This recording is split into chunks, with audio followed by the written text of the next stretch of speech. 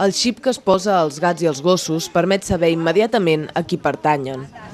Home, perquè si se perd, doncs mira, el podria trobar, perquè l'altre se me va perdre una vegada i gràcies al xip el van trobar. Se el van donar a la policia local, d'un poble on vivia abans, i gràcies a això el van trobar.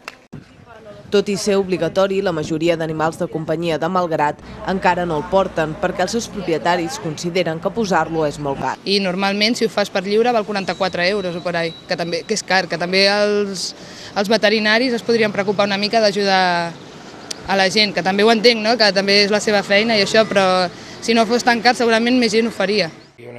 Sovint es fan campanyes perquè surti més barat. En l'última s'ha rebaixat a 33 euros xipar i inscriure l'animal al cens de mascotes municipal.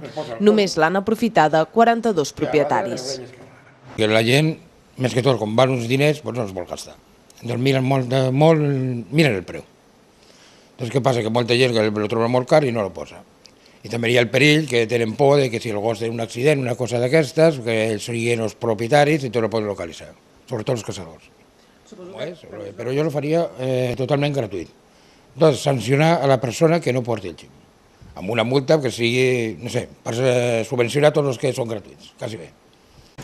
Els animals de companyia també han de portar una placa identificativa on hi consti el nom i el telèfon del seu amo.